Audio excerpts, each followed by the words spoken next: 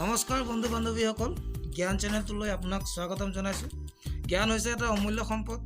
জীৱন শেষ হৈ যায় কিন্তু জ্ঞান শেষ নহয়।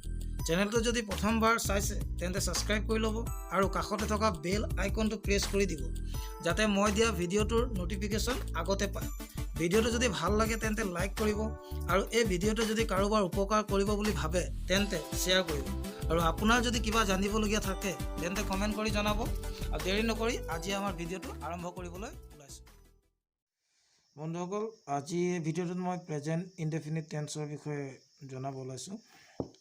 অভ্যাসগত যিবোৰ আমাৰ কাম বা সচৰাচৰ যি কাম হৈ থাকে, যেনে মই ভাত খাওঁ, মই স্কুললৈ যাওঁ, মই খেলোঁ, এইবোৰ হৈছে আমি সদায় কৰা কাম। এতিয়া প্ৰেজেণ্ট ইনডেফিনিট বুলি ক'বলৈ গ'লে আমি ইয়াৰ আগতে ইনডেফিনিট শব্দটোৰ অৰ্থটো জানি ল'ব লাগিব। তো ইনডেফিনিট শব্দটো আহিছে আপোনাৰ ডেফিনিট শব্দৰ পৰা, আৰু ডেফিনিট শব্দটোৰ অৰ্থ হৈছে নিশ্চিত। আমি সচৰাচৰ কৈ থকা শুনা পাওঁ যে মই ডেফিনেটলি যাম, মানে মই যোৱাটো খাটাং। তো ডেফিনিট শব্দটোৰ অপজিট ৱৰ্ড হৈছে ইনডেফিনিট, মানে ইয়াৰ অৰ্থ হৈছে অনিশ্চিত। মানে মই ভাত খাওঁ যিটো বাক্য, বৰ্তমানত মই কোনটো সময়ত ভাত খাওঁ এই কথাটো ইয়াত কোৱা হোৱা নাই। মই স্কুললৈ যাওঁ, কোনটো সময়ত যোৱা হয় এই কথাটো কোৱা হোৱা নাই। তো এইবিলাক অনিশ্চিত বাক্য হয়, বৰ্তমানত কোৱা। তো ওপৰৰ বাক্যকেইটাই কামটোৰ কোনো নিশ্চিত সময়ৰ কথা কোৱা নাই। এতিয়া 2 নম্বৰ হৈছে কি আপোনাৰ চিৰসত্য বাক্য লিখিবলৈ আমি প্ৰেজেণ্ট ইনডেফিনিট ব্যৱহাৰ কৰোঁ। যেনে ধৰি লওক পৃথিৱীখন ঘূৰণীয়া, পৃথিৱী সূৰ্যৰ চাৰিওফালে ঘূৰে, মানুহ মৰণশীল, গাখীৰ বগা ইত্যাদি। তো প্ৰেজেণ্ট ইনডেফিনিট যিটো টেন্স আছে তাৰ আপোনাৰ ফৰ্মুলাটো হৈছে প্ৰথমতে আহিব ছাবজেক্ট, তাৰপিছত আহিব ভাৰ্ব, তাৰপিছত আহিব পাৰে অবজেক্ট বা নাহিবও পাৰে। তো কথা হৈছে কি, প্ৰথম কথা ছাবজেক্ট মানে কি? তো ছাবজেক্ট মানে হৈছে কি, যিয়ে কামটো কৰে, বাক্যটোত থকা যিটো কাম যোনে কৰে তাক ছাবজেক্ট বুলি কোৱা হয়। বা বাক্যটোত যদি কাম নাথাকে তো কাৰ বিষয়ে কোৱা হৈছে, মানে যাৰ বিষয়ে কোৱা হয় সি হৈছে ছাবজেক্ট। তো নেক্সট হৈছে কি আপোনাৰ অবজেক্ট। এতিয়া কামটো যিটো কাম বাক্যটোত হৈছে সেই কামটো কাৰ ওপৰত হৈছে, তো তাক কোৱা হয় অবজেক্ট। এতিয়া ইয়াতে মই লিখিছোঁ আপোনাৰ মই ভাত খাওঁ। তো ইয়াত কথা হৈছে কি আপোনাৰ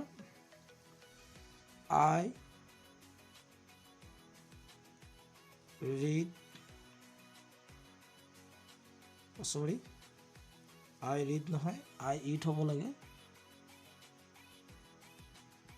I eat subject verb, মানে মই খাওঁ। ইয়াত কি খাওঁ বুলি কোৱা হোৱা নাই, কিন্তু মই ইয়াত যেতিয়া লিখি দিম ৰাইচ বুলি, এই খোৱা কামটো হৈছে আপোনাৰ ভাতৰ ওপৰত। তো এইটো হৈছে কি আপোনাৰ অবজেক্ট। তো নেক্সট আহি গ'ল আপোনাৰ ভাৰ্ব, যি এটা মূল কামক বুজায়, যাক আমি ক্ৰিয়াপদ বুলি কওঁ, বা আৰু ই কি বুজায়, হয় বা আছে বুজায়। তো কিছুমান চেণ্টেঞ্চত আপোনাৰ মূল ভাৰ্ব নাথাকে, যেনে ধৰি লওক আপোনাৰ ছাবজেক্ট ভাৰ্ব অবজেক্ট। ইয়াতে ধৰি লওক মই লিখিলোঁ আই, ইয়াত কোনো কাম নাই। ধৰি লওক আই, তাৰপিছত ভাৰ্বত আহিলে এম গুড, মানে মই ভাল হয়। তো ইয়াত কোনো ধৰণৰ কাম আপোনাৰ উল্লেখ নাই। তো নেক্সট চেপ্টাৰটোত আহোঁ।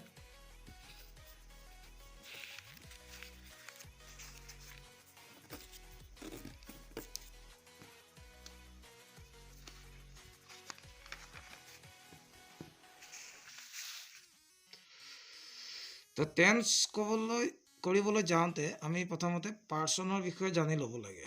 এতিয়া প্ৰথম কথা হৈছে কি পাৰ্চন মানে কি? তো পাৰ্চন হৈছে আপোনাৰ 3 প্ৰকাৰ, পুৰুষ বুলি কোৱা হয়। তো ফাৰ্ষ্ট পাৰ্চন বুলি ক'লে আমি কি বুজি পাওঁ, যোনে কয়। এতিয়া আপোনালোকে ভিডিঅ'টো চাই আছে, তো এই ভিডিঅ'টোত বৰ্তমান মই কৈ আছোঁ, মানে মই কোৱা মানুহজন হৈছে ফাৰ্ষ্ট পাৰ্চন। তো কোৱা মানুহজন এজন হ'লে ছিংগুলাৰ আৰু ধেৰ হ'লে প্লুৰেল হয়। তো ছিংগুলাৰত সদায় আই হয় আৰু প্লুৰেলত আমি হওঁ। কোৱা মানুহ যোনে কয় সি হৈছে ফাৰ্ষ্ট পাৰ্চন। এতিয়া কথাটো ক'লে নহ'ব, তো কোৱাৰ লগে লগে এজন শুনা মানুহো থাকিব লাগিব। তো যাক কোৱা হয় ছেকেণ্ড পাৰ্চন, মানে যোনে শুনে। তো ছেকেণ্ড পাৰ্চন শুনা মানুহ এজনো হ'ব পাৰে, হয়তো এতিয়া আপোনালোকে ভিডিঅ'টো এজনে চাই আছে, নহ'লে হয়তো বহুজনে চাই আছে। তো ছিংগুলাৰটো ইউ হয়, প্লুৰেলটো আপোনাৰ ইউ হয়। তো নেক্সট আহি গ'ল থাৰ্ড পাৰ্চন, আমি যাৰ বিষয়ে কোৱা হয়। এতিয়া ধৰি লওক মই কৈ আছোঁ, আপোনালোকে শুনি আছে, ইয়াতে মই টেন্সৰ বিষয়ে কৈ আছোঁ।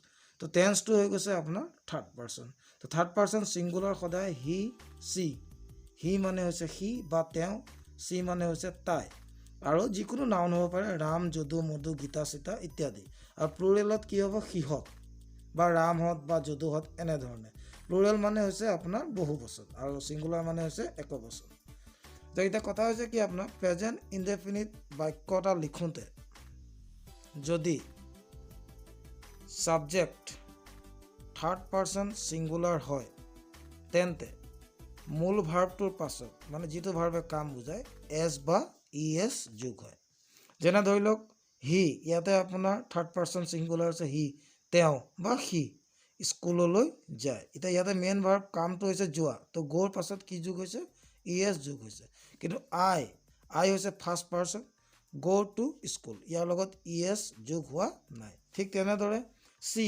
তাই ৰাইট হৈছে ভাৰ্ব তো ৰাইটৰ পাছত এছ যোগ হৈছে এ লেটাৰ তাই চিঠি লিখে তো ইউ হৈছে প্লুৰেল তো ইউ ৰাইট এ লেটাৰ তুমি চিঠি লিখা দ্য আৰ্থ পৃথিৱীখন move around the sun move হোৱা নাই ইয়াত একচুৱেলি এছ এটা যোগ হৈছে মুভছ মানে পৃথিৱীখন থাৰ্ড পাৰ্চন মই পৃথিৱীখনৰ কথা ক'লোঁ আৰু পৃথিৱী এখন আছে তো থাৰ্ড পাৰ্চন ছিংগুলাৰ হোৱাৰ কাৰণে মুভৰ পাছত এছ যোগ হৈছে পৃথিৱীখন সূৰ্যৰ চাৰিওফালে ঘূৰে ঠিক তেনেদৰে দ্য ছান সূৰ্যটো ৰাইজেছ মানে উদয় হোৱা ইন দ্য ইষ্ট মানে সূৰ্য এটা আছে এইটো কাৰণে ৰাইজৰ পাছত এছ যোগ হৈছে তো ৰাইজেছ ইন দ্য ইষ্ট সূৰ্য পূবত উদয় হয় এতিয়া কথা হৈছে কি আপোনাৰ পাৰ্চন অনুযায়ী প্ৰেজেণ্ট টেন্সৰ বি ভাৰ্ব বা হেল্পিং ভাৰ্ব ব্যৱহাৰ হয় পাৰ্চন অনুযায়ী এতিয়া কথা হৈছে কি এম ইজ আৰ আমি প্ৰেজেণ্ট টেন্সত এম ইজ আৰ কাৰ লগত ব্যৱহাৰ কৰিম হেভ হেজ কাৰ লগত ব্যৱহাৰ কৰিম বা হেভ বিন বা হেজ বিন কাৰ লগত ব্যৱহাৰ কৰিম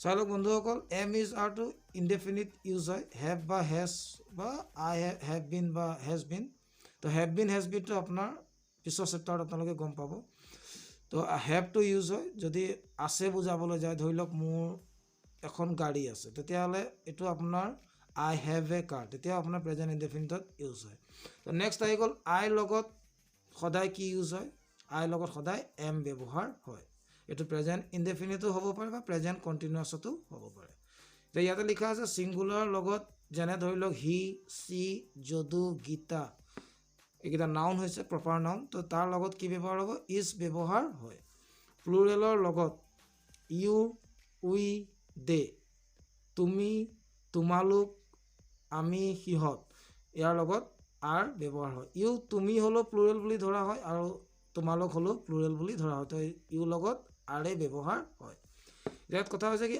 আই হৈছে ছিংগুলাৰ কিন্তু আই হৈছে ফাৰ্ষ্ট পাৰ্চন ছিংগুলাৰ বাবে মূল ভাৰ্বৰ পাছত এছ বা ই এছ যোগ নহয় তো আই গ' টু স্কুল শুদ্ধ আই গ'জ টু স্কুল শুদ্ধ নহয় তো আইৰ লগত কি ইউজ হ'ব হেভ ইউজ হ'ব হেভ বিন ইউজ হ'ব ঠিক আছে ঠিক তেনেদৰে ছিংগুলাৰৰ লগত হেজ বিন ব্যৱহাৰ হয় প্ৰেজেণ্ট টেন্সত প্লুৰেলৰ লগত হেভ আৰু হেভ বিন ব্যৱহাৰ হয় প্ৰেজেণ্ট ইনডেফিনিট টেন্সত দুটা ভাৰ্ব ব্যৱহাৰ নহয় যেনেকৈ ধৰি লওক আই ৰিড বুক ইয়াতে মূল কাম আছে ৰিড পঢ়া তো ইয়াত আমি এম ব্যৱহাৰ কৰিব নোৱাৰোঁ কিন্তু ছেকেণ্ডত চাওক আই এম এ বয় মানে ইয়াত কোনো কাম নাই এমৰ পাছত কোনো কাম নাই তো অ'কে কি লিখিছোঁ I M A boy and girl মানে ধৰি লওক আপোনাৰ এমৰ পাছত কোনো কাম নাই ইয়াত এটা নাউন ইউজ হৈছে তো সেইটো কাৰণে ইয়াত আমি এম আমাৰ দৰকাৰ হৈছে আৰু ই মেইন ভাৰ্ব হিচাপে কাম কৰিছে কাৰণ চেণ্টেঞ্চ এটাত ভাৰ্ব থকাটো বাঞ্ছনীয় ঠিক তেনেদৰে C rights a letter C third person singular হোৱাৰ কাৰণে ৰাইটৰ পাছত এছ যোগ হৈছে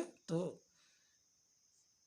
তাই চিঠি লিখে চি ইজ বিউটিফুল তো ইয়াত চাওক চি পিছত ইজ আহিছে কিন্তু ইয়াত কি কৈছে এটা এডজেক্টিভ আহিছে তাই ধুনীয়া হয় তো ইজটোৱে কি বুজাইছে হয় বুজাইছে হি প্লেজ ক্ৰিকেট ইয়াত মূল কাম আছে সি ক্ৰিকেট খেলে তো he is a good boy মানে ইয়াত কি আছে এটা এডজেক্টিভ আৰু নাউন প্লাছ হৈ আছে মানে ধৰি লওক সি এটা ভাল ল'ৰা হয় বুলি এই ইজটোৱে বুজাই আছে ঠিক তেনেদৰে দে ডান্স ৱেল দে প্লুৰেল হয় কাৰণে ইয়াৰ পাছত ই এছ লগা নাই বা এছ লগা নাই থাৰ্ড পাৰ্চন যদিও তো ইয়াত দে আৰ বয়জ মানে সিহঁত ল'ৰা হয় এই আৰটোৱে বুজাইছে কাৰণ দে হৈছে প্লুৰেল সেইটো কাৰণে ইয়াৰ লগত ই যোগ হোৱা নাই আৰ যোগ হৈছে তো নেক্সট আহি গ'ল উই গ' টু স্কুল আমি স্কুললৈ যাওঁ তো উই আৰ ষ্টুডেণ্টছ মানে আমি হ'ল ছাত্ৰ ছাত্ৰী হয় তো বন্ধুসকল আজি ভিডিঅ'টো ইমানেই তো নেক্সট মই প্ৰেজেণ্ট কণ্টিনিউৱাছৰ ওপৰত ভিডিঅ' বনাই আছোঁ যদি ভিডিঅ'টো ভাল লাগিলে লাইক কৰিব শ্বেয়াৰ কৰিব আপোনালোকৰ বন্ধুসকলৰ মাজত আৰু যদি কিবা জানিবলগীয়া থাকে কমেণ্ট কৰিব আৰু চেনেলটো যদি এতিয়ালৈকে ছাবস্ক্ৰাইব কৰি লোৱা নাই ছাবস্ক্ৰাইব কৰি ল'ব আৰু কাষতে থকা বেল আইকনটো প্ৰেছ কৰিব যাতে মই আপলোড কৰা ভিডিঅ'ৰ ন'টিফিকেশ্যনটো আগতে পায় তো ধন্যবাদ বন্ধুসকল